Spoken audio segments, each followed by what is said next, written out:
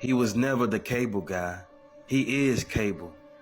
Like, he is television within itself. This is not a normal man. This is actually a supernatural being using his cable guy body as a vessel, as a suit to cover up who he really is. He's showing you a little bit right here his true form, but he's still hiding behind that vessel. He's showing you through the eyes. Now you gotta ask yourself, what creature has eyes like this, runs like this? This is not a normal person. This is another entity that's affiliated with some type of supernatural being. Bro, what normal man you know finna have a spider crawling across their face like that? See, this is an unknown creature that's using cable to get to people. Let's find out where he come from and why he doing it. See, it all started with neglect. As a child, he was neglected. He was just a regular human being.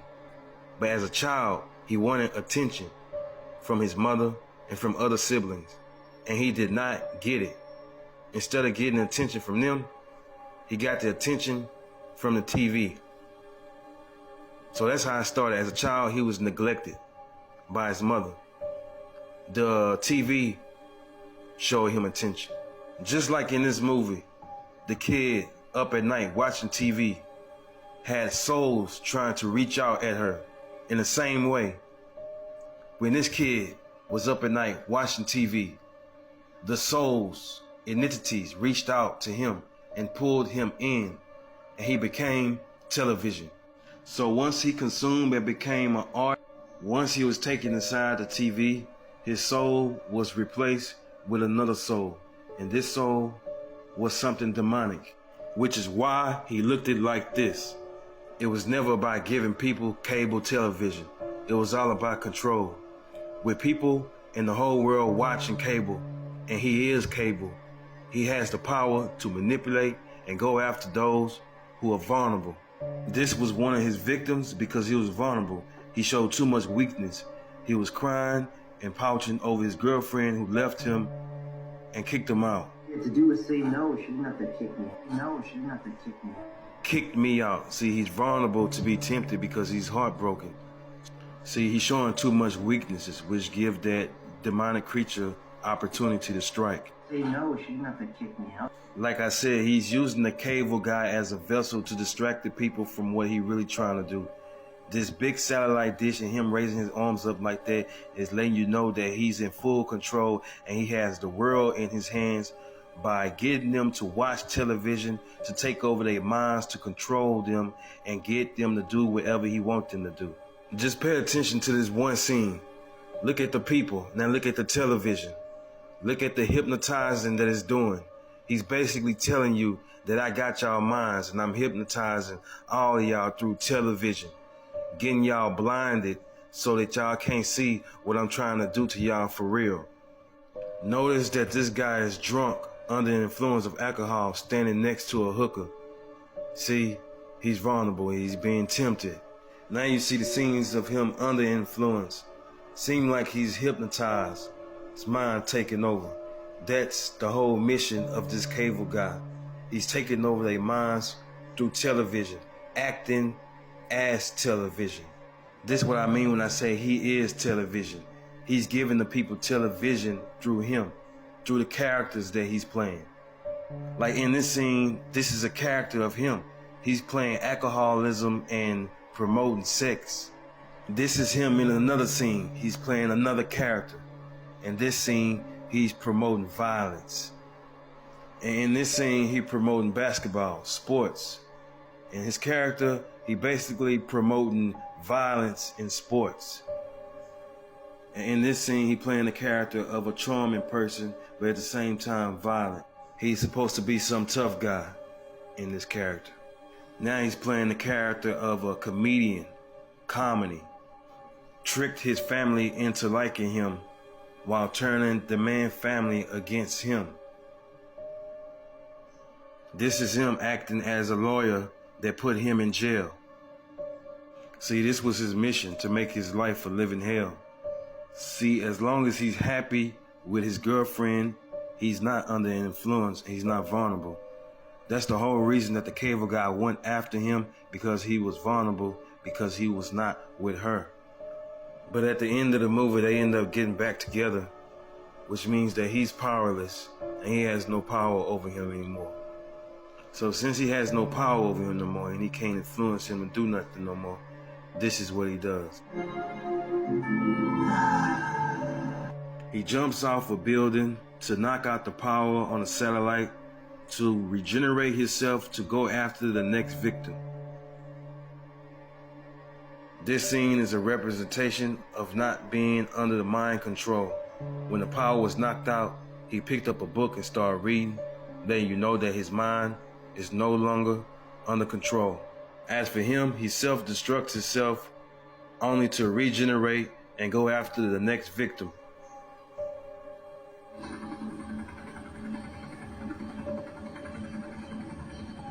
Am I really your buddy? Yeah, sure you are. Man, hell nah, hell to the nah. You expect for me to believe this was another accident, bro? But how many accidents this gonna be? First you shrunk your other kids. Now you done blew up your damn baby, 7 feet tall. And then another movie, you shrunk yourself and your wife. This dude should have been locked up, bro. This is child endangerment. But he got 3 movies back to back. Bro, this dude is lying. There wasn't no accident. He blew up his own baby on purpose. See, he really was in his feelings because they ain't take him serious with his inventions, especially his wife. Remember, he invented this baby pen thing for his son, and he kept getting out. How do you keep getting out of there anyway? How do you keep getting out of there anyway? So he asked the baby, how you keep getting out of there, bro? And listen to what the wife says. I think maybe we should forget about the playpen idea. Y'all seen how fast that boy turned his head and looked at her, bro? He looking at her like, what the hell you mean? This my invention. But listen to what he says. I think maybe we should forget about the playpen idea. Sit down, fix it. I'm not stupid. I never said you were stupid. I'm not stupid. I'm not stupid. So you heard what he said. I'm not stupid. I know what I'm doing. Because he feel like she treating him like he don't know what he doing. Then, if that wasn't enough, when she was taking her daughter to college or whatever, she tried to leave him in charge of the house with the other kids. She was looking at him like he didn't know what to do. Listen to this, bro. Adam's lunch is in the freezer, and I put the babysitter's number on the refrigerator. Is there something I'm forgetting? I'm sure I'm forgetting. Diane, relax. Don't you think I can handle things around here? Yeah, relax. Don't you think I can handle things around here? No, she don't think you can handle things around here. She think you is a fool. And then it made it seem like he didn't know how to cook, bro. Like he burning up the damn house. So let me get this straight. You invented a baby pen for the baby. You invented your own damn toothbrush machine. Invented your own damn vacuum and mop cleaner. Bro got a machine that can shrink or blow up anything 2 times, 3 times, 4 times, 5 times its normal size. Out of all them damn inventions you created, you mean to tell me you couldn't create an oven that can make the chicken come out tender and juicy without it being burnt? Hell no, I ain't buying it, bro.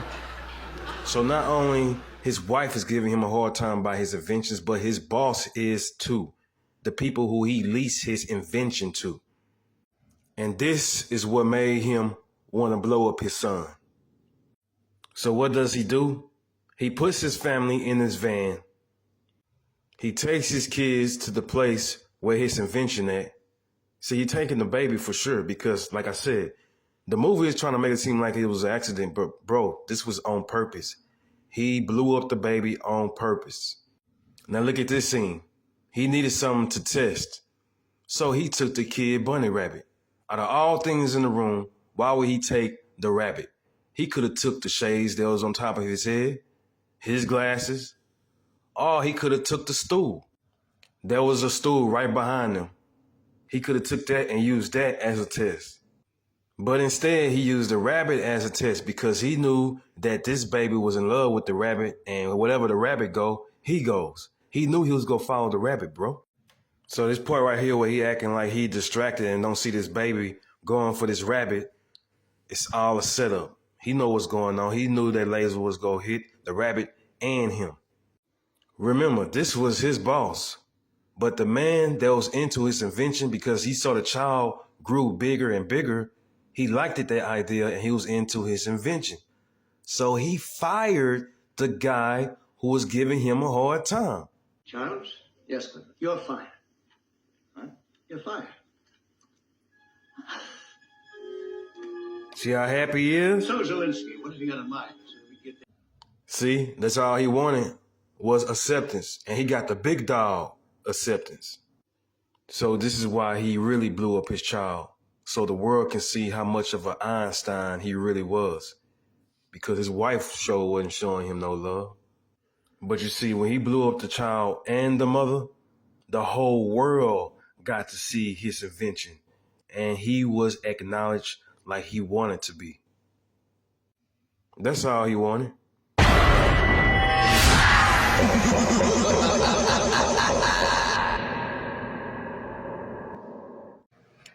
The movie Do the Right Thing takes you back to a time when kids didn't let technology rot their brain, and playing outside actually was a thing.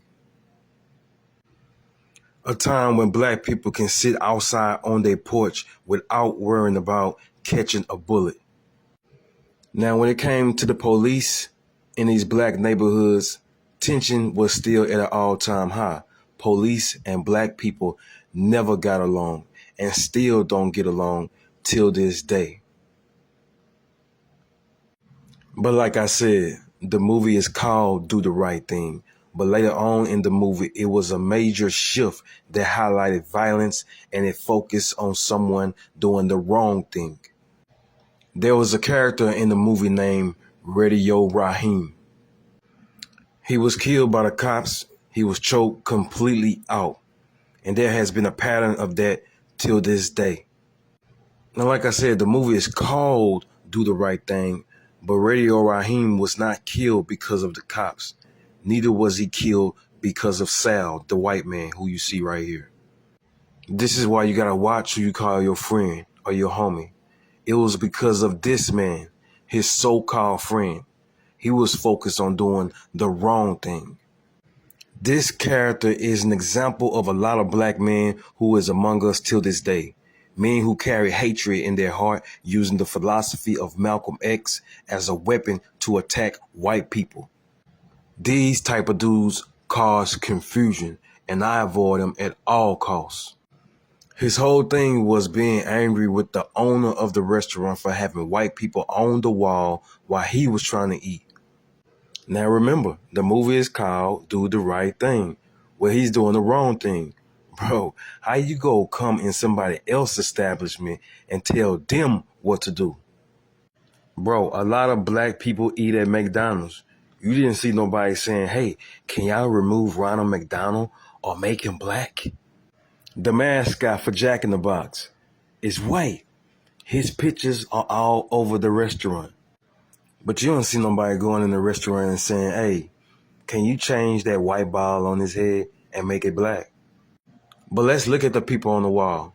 The people on the wall are Italian because he's Italian. So, of course, he's going to have his people on the wall. But these people are entertainers, bro, that's on the wall. It's crazy because you're going with this so-called philosophy of Malcolm X and trying to force him to put black people on the wall. If we go play this I want my black heroes to be on the wall game, then I don't think Malcolm X would agree with this because he mentioned Michael Jordan. But Malcolm X already made it very clear that these are not heroes or leaders, but puppets. These leaders that they call leaders, this included Lena Horne, this included Dick Gregory, and this included comedians, comics, trumpet players, baseball players. Show me in the white community where a comedian is a white leader. Show me in the white community where a singer is a white leader. or a dancer or a trumpet player is a white leader. These aren't leaders. These are puppets and clowns that have been set up over the white community and over the black community by the white community and have been made celebrities and usually say exactly what they know that the white man wants to hear. Now remember, this is the same man that was going off on the white man for messing up his Air Jordans, which is hypocritical. Like how you go from let's go boycott Sal, the white man. You get mad at the white man that messed up your Air Jordans that was designed by a white man. Make that make sense. Remember in the movie, he mentioned Michael Jordan as a hero to put on the wall, and he also wearing his shoes. But Michael Jordan don't even own the Jordan brand. That is owned by Nike. Which, by the way, before it was called Nike, the company was called Blue Ribbon Sports. Later on, it became Nike, and it was co-founded by Phil Knight, which is a white man. And even the Jumpman logo, that is designed by a white man, and his name is Peter Moore.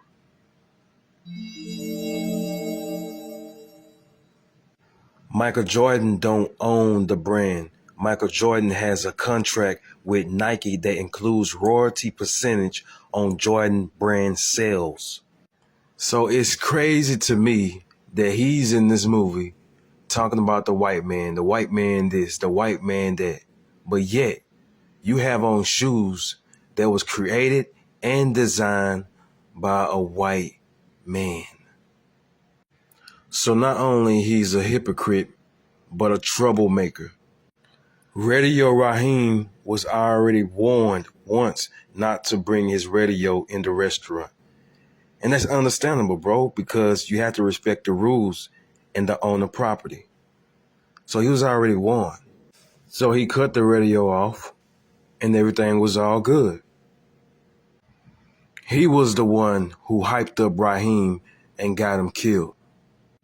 So like I said, the movie is called Do the Right Thing. So did Spike Lee do the right thing by tossing his trash can inside of the place of business of his boss to cause a full riot? To him, yes, because if he didn't, he would look like a sellout and siding with the white man.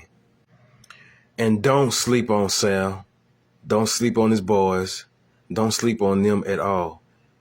Because even though they portray him as a, innocent white man that's just trying to do business, he was racist. See, this man represents white people that pretend they not racist. During that back and forth, that heated exchange with Radio Raheem and Sal, he ended up calling them the N-word. And this is what I mean with a lot of racist white people. They try so hard to hide it, but in the end, you make them mad enough, it'll come out. His son was fully racist throughout the whole movie, bro. And you know what they say? If the son racist, if the kids are racist, then they had to get it from somebody. Who you think they got it from? The father. And that's real.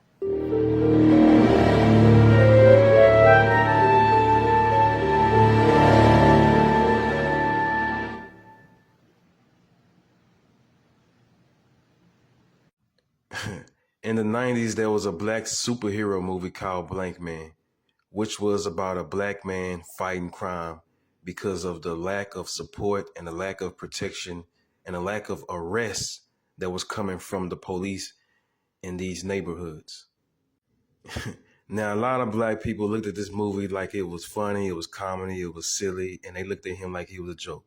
I mean, look at him. He's supposed to be a superhero, and he's using a tablecloth, pajamas, and I think his mask is made out of a sock. So we was laughing at him and looking at him like he's silly. Now, this movie was in the 90s, so maybe this was a message to the cops from the Wayne brothers to point out the slack and the lack of work from the cops in these black communities. Even the mayor in this movie is a subliminal. The mayor in this movie, according to this movie, is supposed to represent somebody like Trump, a savior, someone who's going to stick to everything they say they're going to do when they're voted in the office or in the seat or whatever. And I want to promise you that when we're elected, nothing is going to stand in the way of the things that we promised to do in this campaign, and that's a guarantee. And this is the type of stuff they used to say back then in the 90s and still saying. So if you're not woke by now, black people, you will never wake up. And that's from all these mayors and politicians and Democrats and presidents. All of it is a scam to me. And when these gangsters start coming in and start picking the signs out their hands and stuff, look what lady comes to try to save the day. A black lady. The black lady represents black people because this is what we do. For years, black people been fighting for people who sell them a dream and in the end get screwed and don't get nothing.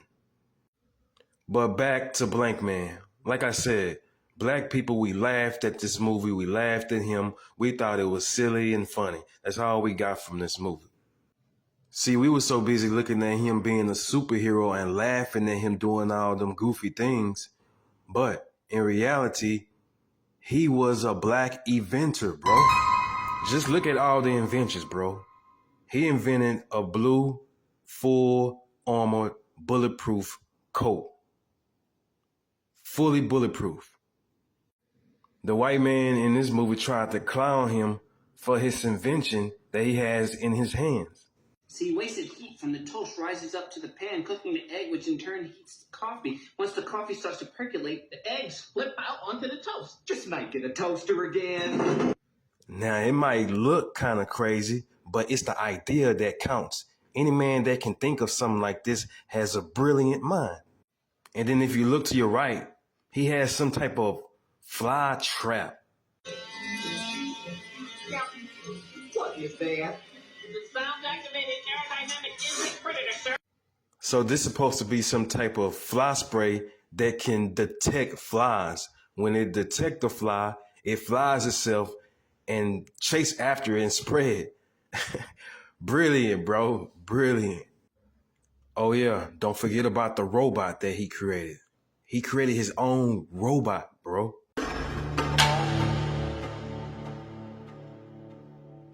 Which I think this robot idea came from a real inventor, and his name was Lonnie. So this is a photo of a real inventor who created a real robot. And if you look at top, it says 1959. This is also the same person who created the Super Soaker. The inventor of the Super Soaker, Lonnie Johnson. This movie is showing the lack of credit black inventors receive. Even in the movie, people are laughing and joking about the costumes and him being silly, trying to be a superhero, but not paying attention to the actual things he's inventing. See, watch this. He was influenced by Batman. Now listen to what he says about Batman. Remember you said Batman had costume gadgets? Well, no, I said Batman had money, which is why I gotta go back. He said Batman had money, but he didn't have no money. He used trash. He created all his inventions from trash, which is brilliant.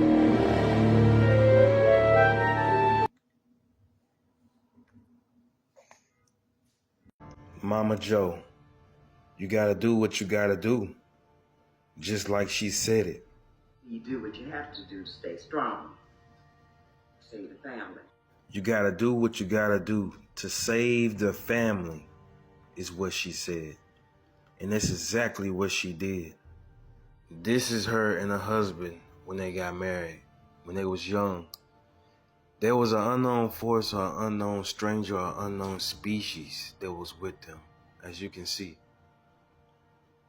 And this species told them that one day in the future, you will lose your house, which is going to break up your family.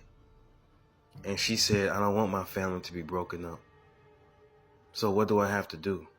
The unknown species said, I can give you the money for when that day comes, you will not lose your house.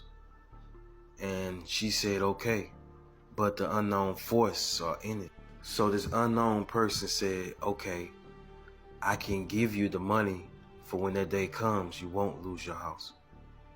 But in exchange, you have to give me a soul. And the husband was willing to give up his soul, but the wife wouldn't let him. They was arguing over it, and she was scared. So the unknown force said, how about this? How about when he dies, I can transfer his soul into your works? And she said, what do you mean by that? So the unknown force said, it's quite simple. The house is going to get them to come together, but you want them to stay together. And the only way they can stay together is through the food, through your labor, through your works, through your cooking, by putting soul in it. Every time they eat your food, it touches their soul, and it's going to make them come back for more and more and more, which is going to keep the family together through the soul of your husband, through your works. She liked it, that idea, and she agreed. But the unknown person said, it's one more thing. Since you agreed to this, and your husband will be in your works, you can have no contact or communication with any brothers or sisters until you die. Notice she got a brother named Uncle Pete that's aware of this agreement that they had made. So since he can't have no contact with the sister, he has to lock himself in the room. And that is why he's locked in the room. He can have no contact until she dies. That's the agreement. But how will he know when she dies? Well, it's quite simple. It's through the cooking how he will know, because the cooking has soul in it. Remember, they was trying desperately to get him out of his room, and he would not come out. Towards the end, when Mama Joe dies, he comes out the room. But how did he know that she died if he stays in the room? She's dead. Well, the soul is in the food, and he know that. So when he took the food, he knew that it was Big Mama's Joe food. Notice that when she cooked the food, he took the plate. But when he took the plate, he opened the door and put the plate back out, which means that he knows that she's dead. And remember, the unknown creature told him that the house would be for sale, which is going to break up the family. But remember, the unknown person said if you give up the soul, they'll have the money for you in that day to save the house. And they did have the money.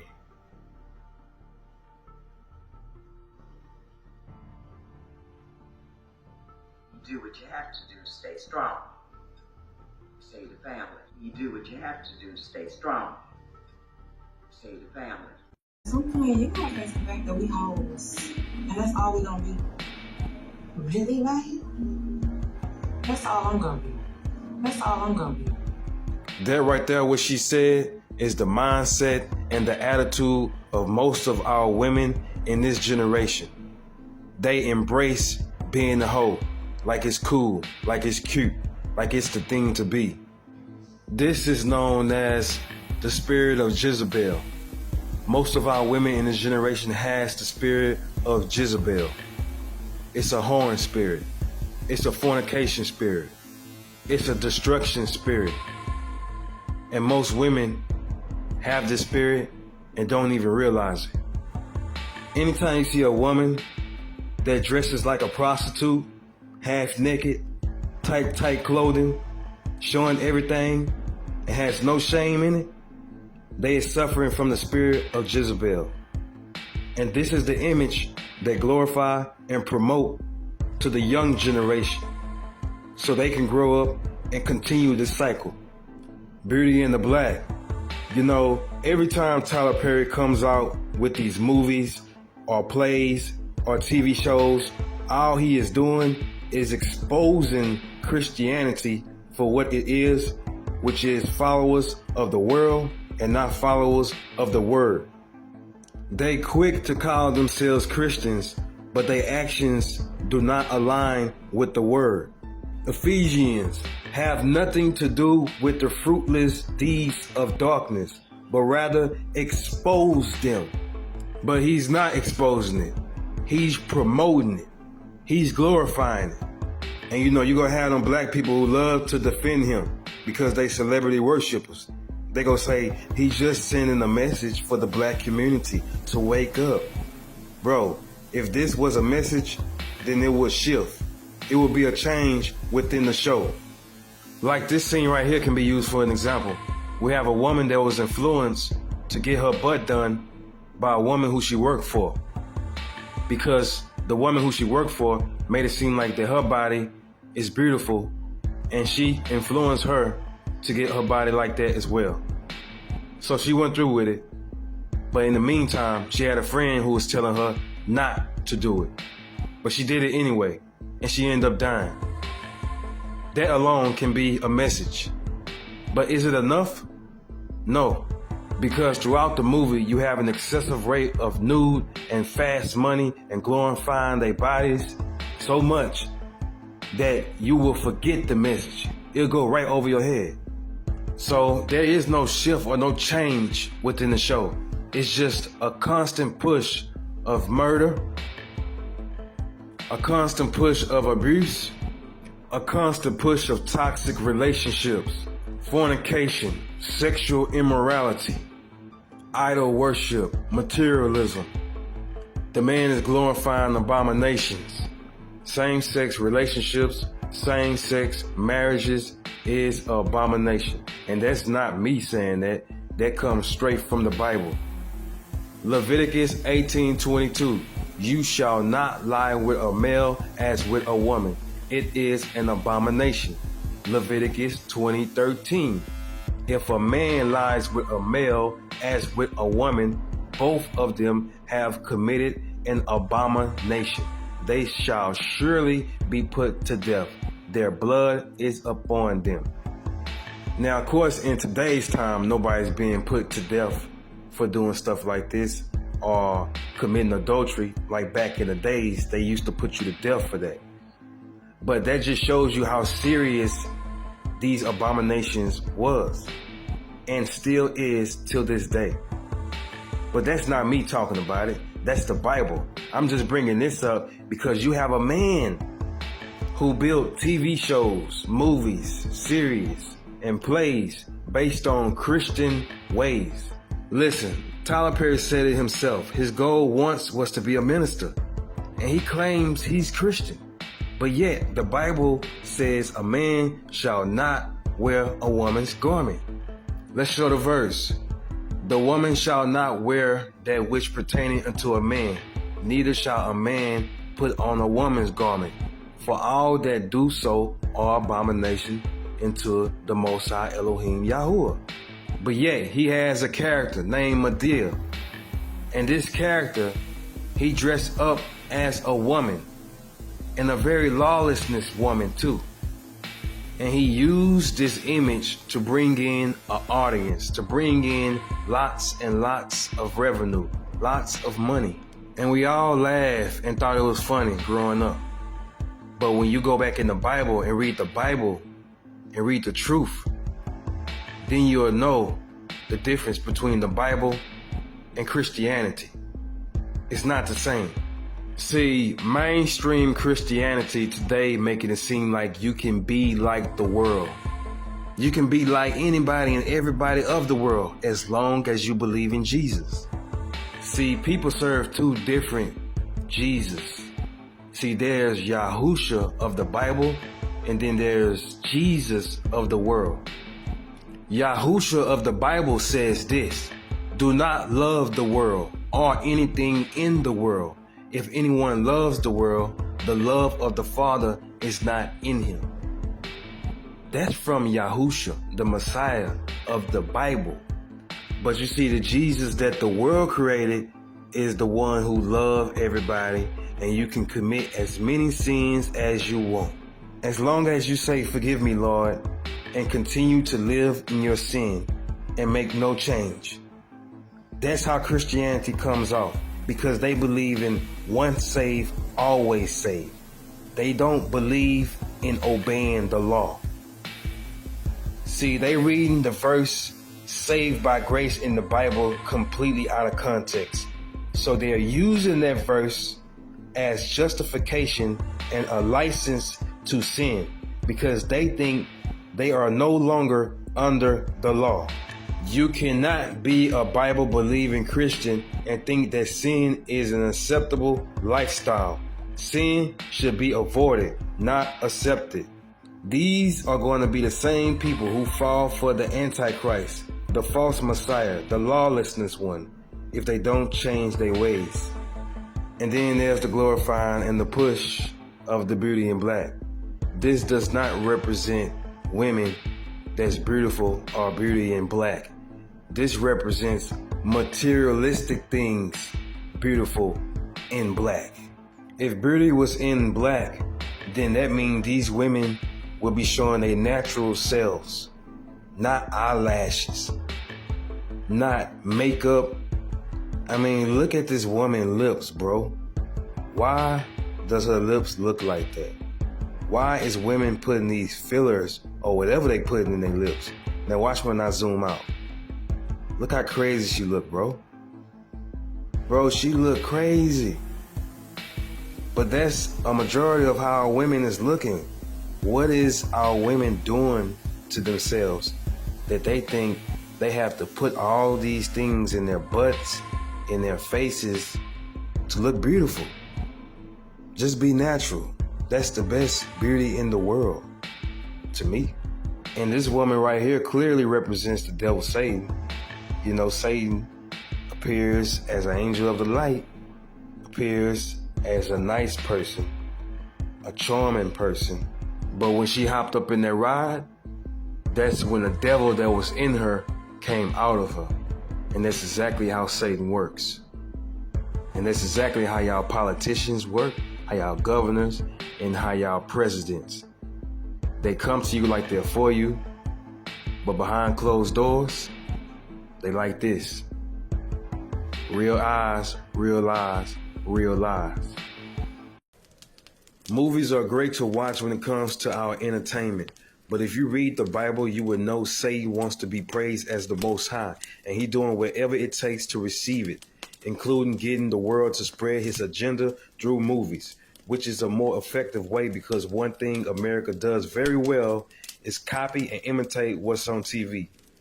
He's telling him he must seek and find the master, and later on in life he realized that he is the master, he has the power. But we not commanded to believe in the power of ourselves. That's pride. We are taught to be led by the Ruach HaKodesh. That's the Holy Spirit in Hebrew. People actually believe you can tap into a power to become your own God. That's what he doing. He went on a whole journey trying to find the master, when the whole time he was the master. He was this so-called God that he had to tap into. It's crazy because even though this movie came out in the 80s, if you look in today's time, in 2024, a lot of people lost their faith. They no longer looking for Elohim. They are God, according to them. They call themselves a God. That's Satanism. Satanism is not necessarily worshiping the devil, but worshiping yourself. And this is why witchcraft is so accepted in today's time, as if it's harmless, because they make it look cool. You know what I'm saying? He got the golden glow, got his hands and his arms moving all fast, so fast that he looked like E Honda from Street Fighter.